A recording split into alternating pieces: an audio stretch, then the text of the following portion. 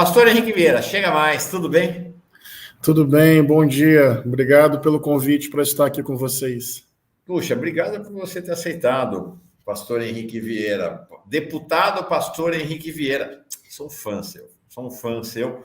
E quando você surgiu, porque o Pastor Henrique Vieira, é importante que se diga, não é um nome novo no cenário nacional. Né? Eu lembro as primeiras vezes em que o Mídia Ninja colocava um pastor de esquerda falando de amor, falando do amor revolucionário. Foi um negócio assim, uau, o que é isso? Né? Rompendo com esta ideia de que as pessoas evangélicas seriam todas fundamentalistas de direita e de extrema direita. Eu que sou um católico das fronteiras, como digo, né, que tive uma alegria de durante 2 anos morar num mosteiro, alguns anos atrás, sempre admirei, né, essa possibilidade de atuar nas fronteiras. E você é um cristão das fronteiras. Então, cara, muito legal você estar aqui. Muito obrigado, viu, por ter aceito o convite. É uma alegria te entrevistar. Obrigado, meu irmão. Fico feliz.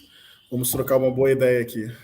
Sim. Minha primeira questão para ti é a seguinte: há um olhar na esquerda, acho que é um tema que você deve ter tematizado muitas vezes, mas vamos tematizar aqui pela primeira vez. Há um olhar na esquerda que enxerga as pessoas evangélicas, as pessoas cristãs evangélicas como um único bloco composto por fundamentalistas, por pessoas de extrema direita. Explica para nós um pouco o que é este universo evangélico e se de fato é um monobloco. Pois bem, não é um monobloco, nunca foi. Na verdade, o próprio protestantismo já começa, por definição, plural. E o campo evangélico tem diversidade. Tem as igrejas protestantes históricas, tem o movimento pentecostal, tem o movimento neopentecostal, tem as igrejas não denominacionais, que não pertencem a nenhuma grande ramificação, ou seja, é um campo plural. É majoritariamente popular, é o que indica o censo, pessoas das periferias, das favelas, da cidade, do campo, majoritariamente tem evangélicos de todas as classes sociais, mas tem um recorte popular significativo, preto e feminino. Então é majoritariamente popular, majoritariamente composto por mulheres e pessoas negras. É uma fração da classe trabalhadora explorada do nosso país.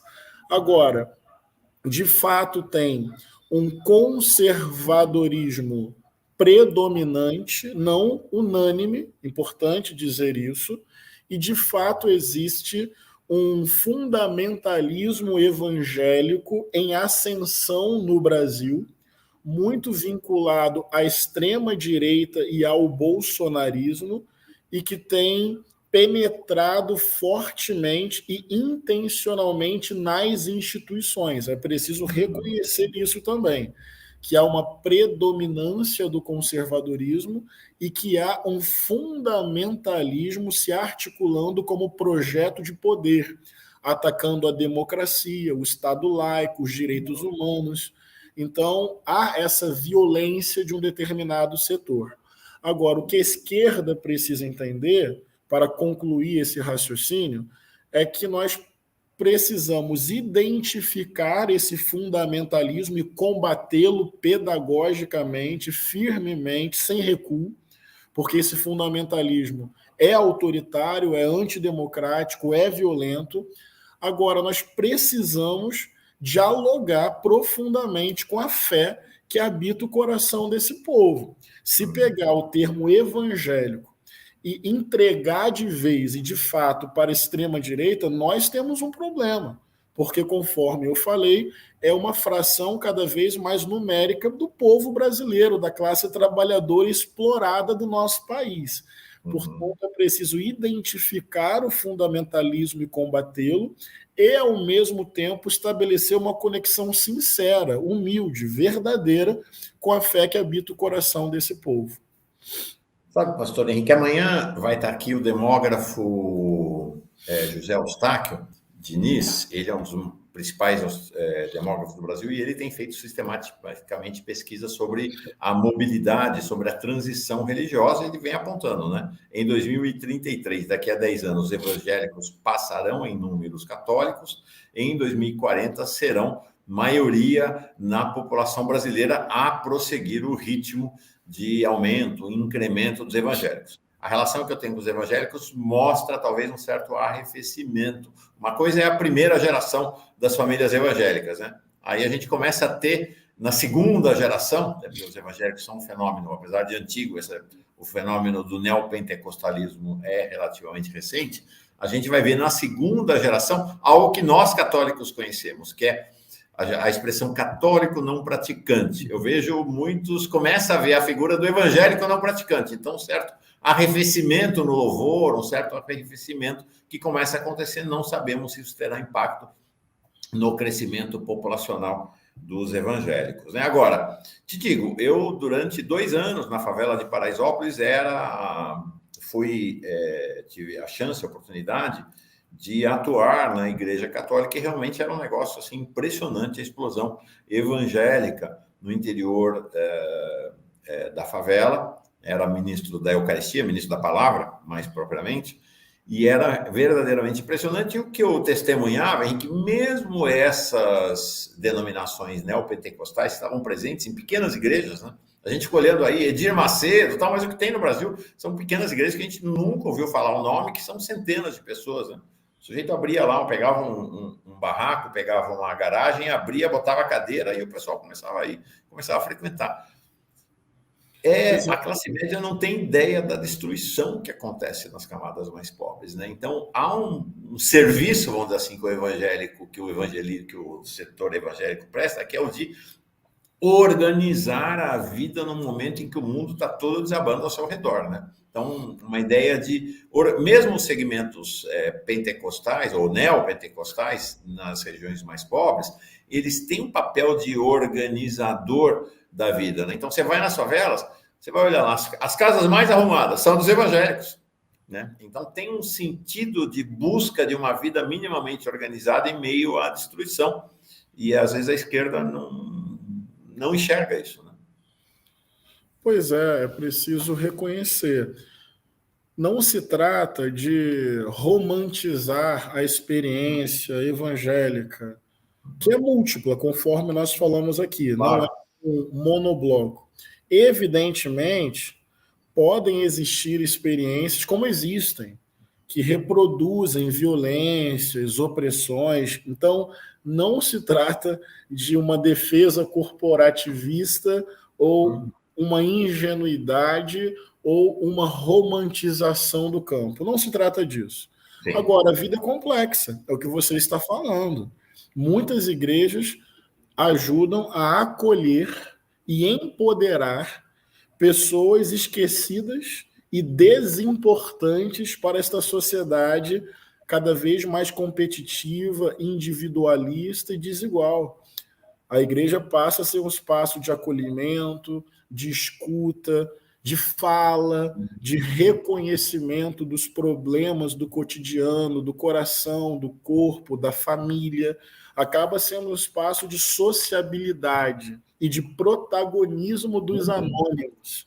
A pessoa é esquecida na sociedade e na igreja ela passa a ter escuta e fala, empoderamento da sua vida. E também tem uma dimensão até de uma solidariedade, de uma ajuda mútua, de um emprego aqui, de uma cesta básica ali, até do ponto de vista mais material.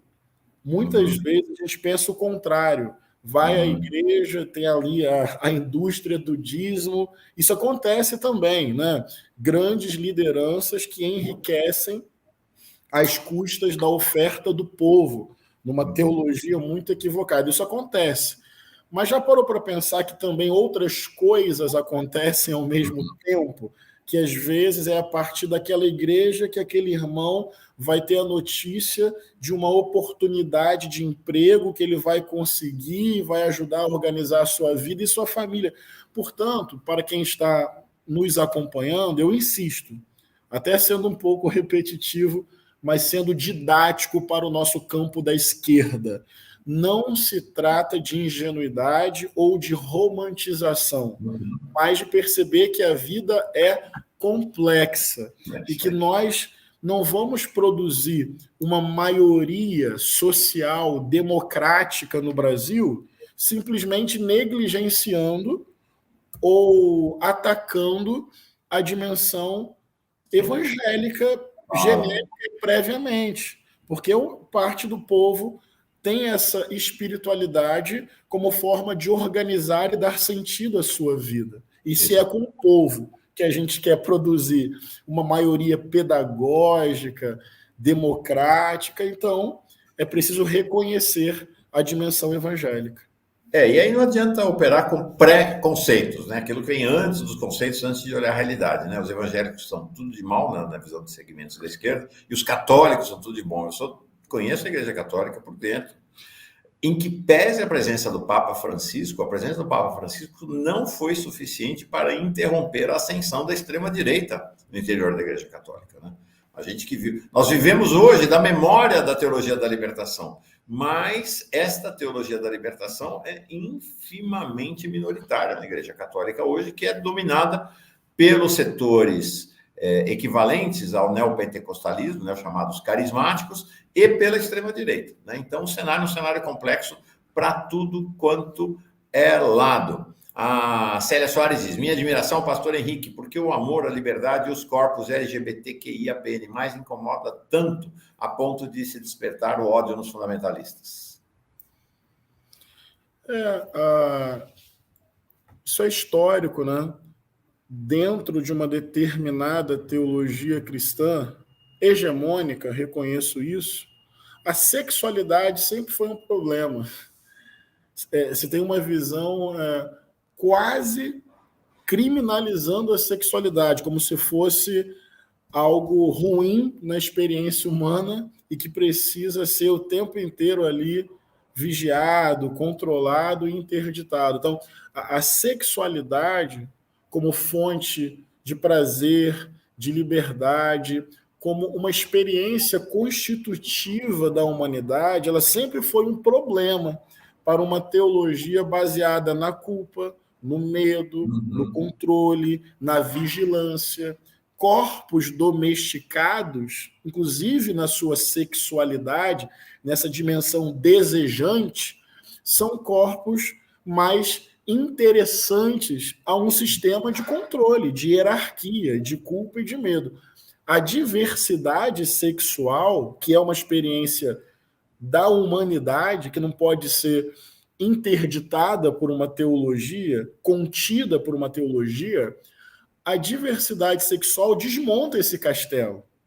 Ela afirma a força da identidade, da singularidade, do desejo.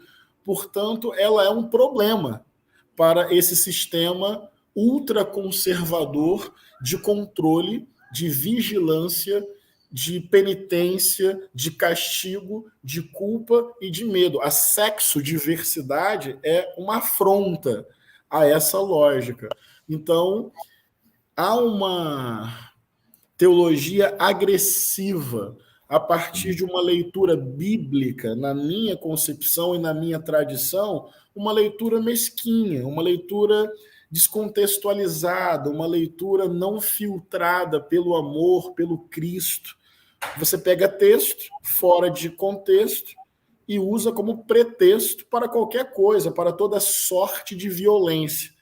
Então, é muito triste, mas tem a ver com uma leitura bíblica descontextualizada, tem a ver com uma certa interdição à sexualidade como forma de controle. Inclusive com uma intencionalidade política, tipo assim, apertar um botão do pânico moral para mobilizar uma base contra um inimigo. Ou seja, a extrema-direita joga inclusive maliciosamente, com essa pauta para produzir um consenso em torno das suas pautas e do seu projeto de sociedade. Mas nós não podemos recuar, nós não podemos negociar essa pauta, porque não é pauta só, são vidas. Sim. Precisamos avançar com pedagogia, com didática, nós do campo cristão, com uma leitura comunitária, popular e amorosa da Bíblia, centrada na pessoa do Cristo, mas nós não podemos só ficar em silêncio, porque é uma teologia agressiva e violenta que estimula muito sofrimento. Só para terminar, ano passado foram mais de 200 LGBTs assassinados no Brasil por crime de ódio. Ou seja, foram assassinados porque são quem são. Então não dá para a gente recuar nessa pauta. Sim. E aí tem pastores e padres que usam as suas igrejas como palanques, né, para estimular esse ódio. A gente viu agora um pastor, mas olha, há padres de extrema-direita na mesma lógica, pedindo aos seus fiéis, aos seus seguidores, que matem pessoas LGBT. Né? Realmente um cenário bem complexo. Pastor, estou conversando com o deputado pastor Henrique Vieira, ele que é do PSOL do Rio de Janeiro. Você continua pastoreando seu rebanho, ou seja, você continua com a sua atividade como pastor, e qual o nome da sua igreja? Ser pastor é uma condição existencial. É minha formação em teologia no seminário, fui ordenado ao ministério pastoral dia 17 de abril de 2012, quando terminei o seminário. Portanto, eu sou pastor. A minha igreja é a Igreja Batista do Caminho, que funciona no Rio de Janeiro, ali na pequena África. Agora, é uma igreja que se constrói de forma democrática e com um colegiado. Então, hoje, basicamente, por conta da minha atividade parlamentar, eu prego uma vez por mês na minha igreja. E há uma construção da comunidade que não é refém da figura pastoral. Tem outras lideranças, outras vozes, nós zelamos por isso, por eu ser mais um irmão, mais um membro, mais um companheiro de fé da nossa comunidade. Inclusive, ano passado, no período pré-eleitoral e eleitoral, eu me licenciei da igreja. Eu nem visitei a minha própria igreja, porque eu não queria, de nenhuma forma, trazer a minha campanha para dentro da igreja, mesmo sem panfleto, mas como eu era candidato, o tempo inteiro eu acabo sendo uma propaganda da minha campanha. Então, para respeitar a autonomia dos nossos irmãos e a autonomia da comunidade, eu preferi até me licenciar, não pregar, nem visitar a minha própria igreja. Não quer dizer que seja uma igreja neutra, tá? Uma igreja que vive o evangelho no compromisso com os empobrecidos, os explorados. Não é uma coisa que eu levo para a igreja. É a nossa história, é a nossa fé. Então, é uma igreja engajada politicamente. Mas num cenário eleitoral, eu sendo candidato, e a gente sabendo o que muitos pastores fazem, partidarizando o púlpito, eu preferi me licenciar. Então, eu sou pastor, tenho uma atividade na minha igreja que funciona de forma colegiada e me licenciei quando fui candidato. Perfeito. Essa experiência é uma experiência que também existe ainda de maneira minoritária, mas existe na Igreja Católica, que é rejeitar a centralidade do pastor, do padre, do rabino. Também existe nas sinagogas essa ideia, e você constitui, inclusive, conselhos de leigas, que fazem a cogestão com os chamados líderes formais, líderes religiosos. Eu tenho feito... Queria te fazer uma pergunta, pastor Henrique Vieira. Eu tenho conversado muito com as deputadas mulheres de primeiro mandato. Porque é o seguinte, todo mundo tem um choque quando chega aqui em Brasília, né? Estou falando de Brasília, todo mundo tem um choque, né? Quem chega de primeiro mandato se defrontar com a realidade da Câmara e do Congresso Nacional. As mulheres me dizem unanimemente, as mulheres de primeiro mandato, nunca imaginaram que a violência, a misoginia e o poder patriarcal fosse tão brutal no Congresso Nacional, especialmente na Câmara de Deputados e Deputadas. Qual foi o seu choque ao chegar? Pois é. A extrema-direita está fortalecida no parlamento. É preciso reconhecer isso, sem ingenuidade. Talvez tenha sido esse um choque. Porque é uma política racista, o que afeta o meu corpo, a minha experiência, a minha subjetividade. É uma política misógina que ataca as nossas companheiras, seletiva e prioritariamente. É uma política tóxica, é uma política intimidadora, é um rebaixamento completo do bom debate, é uma falência da reflexão crítica, é um desencanto, porque é a impossibilidade do diálogo na diferença, o que seria uma riqueza dentro da democracia. Então, tem um setor militarizado no espírito dentro do Congresso, dentro da Câmara, que faz essa política da intimidação, do sarcasmo, do cinismo de bastidor, da lacração no microfone e uma lacração às custas do ódio, do tripudiar o outro. É muito triste isso. Eu acho que esse é o meu choque. Assim. É importante, eu tenho procurado ser muito didático, dizer à sociedade brasileira que o parlamento não é só isso. Porque também a gente pode entrar numa lógica de fortalecer aquele sentimento antipolítica. Então, fecha o Congresso, entendeu? Isso aí gera Bolsonaro. Então, assim, o parlamento também tem bons debates, o parlamento também tem parlamentares sérios, pensando política pública, pensando orçamento, convergindo, divergindo. Eu não sei se você entende a minha preocupação também. É uma preocupação de não reproduzir um discurso que pode ser assimilado de uma forma antipolítica fora todos, porque isso também não ajuda. Então, tem campo democrático dentro do parlamento e bons debates sendo feitos. Agora, sim, tem misoginia, tem racismo, tem um espírito de capitanias hereditárias, tem uma lógica patriarcal, interesseira, fisiológica, e tem o mix e o plus disso tudo, que é a extrema-direita, que aí é uma política com violência e a violência como forma de fazer política. Eu tenho, bem legal, eu tenho tematizado aqui e dialogado com nossos convidados e convidadas sobre a questão da casta, né? A casta política, né? Hoje, inclusive, por convergência, não coincidência acho que nem existe, lembrei os 300 picaretas de Luiz Inácio Lula da Silva de 93, né? E acho que essa é uma questão para a esquerda, né? A esquerda tomar um certo cuidado de, ao fazer a defesa da política, não se confundir com a defesa da casta política, porque senão a gente entrega de mão beijada para a extrema-direita o discurso contra o sistema que a gente vê no povo. O povo detesta os políticos, né? Porque enxerga essa casta, né? Que se autoprotege, que se auto... Né? A gente está vendo a votação agora da reforma tributária, está custando 600 milhões de reais de dinheiro público, né? Em emendas, né? Eu estava observando aqui esses dias, dos 600 milhões de reais de emendas para esta votação essa semana, 102 para Alagoas. Alagoas tem 1,5% da população e está levando quase 20% da verba das emendas, porque tem alguém lá, né? Tem alguém lá em Alagoas, né?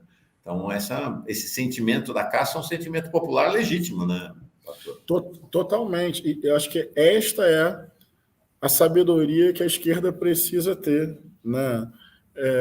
Não podemos abrir mão da mobilização popular, da articulação com os movimentos sociais, da incidência para uma democracia cada vez mais participativa, plural, com recorte de gênero, de raça, de território. Concordo totalmente com você. Quando eu assumi, faz pouco tempo, marinheiro de primeira viagem, primeiro mandato, mas de imediato eu sentei com a nossa equipe e eu fiz essa decisão política, que é a seguinte: vamos construir uma agenda parlamentar que me mantenha com o pé no chão, junto ao povo, ao trabalho de base e aos movimentos sociais, porque Brasília tem a sedução, a institucionalidade muito facilmente pode capturar nosso espírito, nossa subjetividade.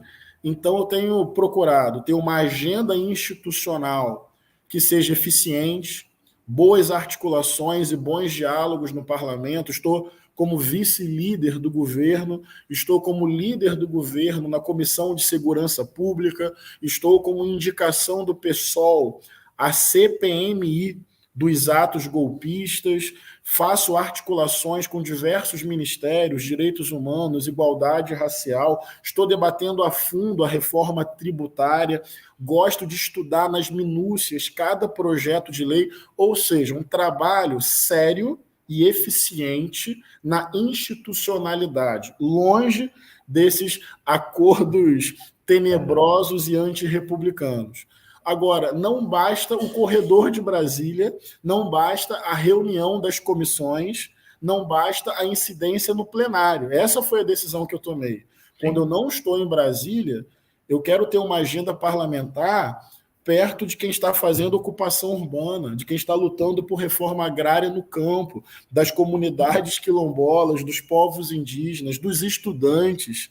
Ou seja, justamente o que você está falando, para mostrar à sociedade uma política viva, pulsante, vibrante, democrática, popular, com pé no chão. Senão, a esquerda, de fato, conforme você alerta, pode se confundir com esse mais do mesmo, que é um desencanto, que é a despolitização da própria política.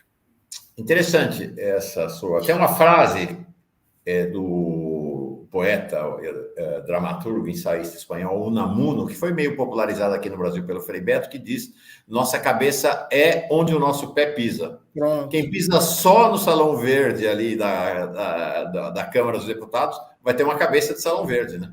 Não, e você passa, sem querer diminuir a importância da institucionalidade, óbvio que nós precisamos ocupar esses espaços com uma perspectiva democrática, popular. Então, não é desmerecendo a institucionalidade. Mas tem que tomar cuidado, senão você acha que o cafezinho ali no Salão Verde é a coisa mais importante do mundo. E você passa a não valorizar a roda de rima da juventude do hip-hop na periferia. Você passa a não valorizar o grêmio estudantil numa escola. Você passa a não valorizar um grupo de teatro. Ou seja, o mundo muda de múltiplas formas. Então, o Salão Verde é importante, ter ali articulações republicanas? Mas o professor lá na sala de aula está mudando o mundo, a juventude numa roda de rima está mudando o mundo. Então, senão você é capturado por esse corredor de Brasília e passa a desvalorizar diversos coletivos e movimentos que estão aí fazendo revolução pelo Brasil. A Poliana Scherer diz aqui: sou evangélica e tenho dificuldade de explicar que nem todo evangélico é igual. Eu não frequento igreja e escuto o padre, o Ed René Kivitt, é uma referência, de fato, e o pastor Henrique. É um pastor, boca torta de católico. É o pastor Ed René Kivitt, que até conheço, grande figura, e o pastor Henrique, que contribui muito para o ensino sobre entender os evangélicos. Olha, Henrique, adorei a conversa. Foi uma primeira conversa mais geral. Por mim, semana que vem, se puder, vamos voltar para falar dos temas concretos, CPMI, reforma tributária. Acho que foi assim, uma conversa para te conhecer, para tocar, para encostar. Espero encostar fisicamente, estou aqui em Brasília também, e ir lá te visitar no gabinete, mas já gostava de você antes, né? E realmente você tem minha admiração, acho que você tem uma jornada, você acabou de chegar, mas já é um do destaque, né? Com todas essas parlamentares, especialmente as mulheres de primeiro mandato, Célia Chacriabá, Dandara e tantas outras que estão chegando, arrebentando já no Congresso. Então, parabéns. Se você tiver agenda, semana que vem, volta aqui para a gente entrar nos temas concretos da agenda político-parlamentar aqui de Brasília. Tá bom? Meu irmão, obrigado pelo convite, volto sim. Semana que vem, por exemplo, tem a oitiva do Mauro Cid, o ajudante de ordens de Bolsonaro na CPMI. nós estamos com requerimentos para investigar o gabinete do ódio, religiosos que financiaram o golpe, ou seja, me coloco à disposição para debater tudo, mas especificamente a minha participação na CPMI. E se me dá um minuto, nós lançamos ontem o nosso mandato, uma campanha chamada Não em Nosso Nome, que é um contraponto ao fundamentalismo cristão no Congresso, que usam a fé cristã para promover misoginia, racismo, perseguição aos indígenas, golpe. E aí a campanha é Não em Nosso Nome. Se você é cristão e cristã, defende a democracia, o Estado laico, os direitos humanos, se você é cristão e cristã e defende o diálogo interreligioso, se você é cristão e cristã e tem vergonha desse fundamentalismo evangélico como projeto de poder, conheça lá o nosso abaixo-assinado, nossas pautas, porque eu acho que é uma diferenciação importante e pedagógica para o nosso tempo. A campanha Não em Nosso Nome, uma fé com ódio, uma fé com violência. Tá bom? Obrigado por poder falar disso. Obrigado. Não em nosso nome. É isso aí, gente. Vamos conhecer a campanha. Até a semana que vem. Deputado, pastor Henrique Vieira, do PSOL do Rio de Janeiro. Abração para si, irmão. Abraço, tchau, tchau.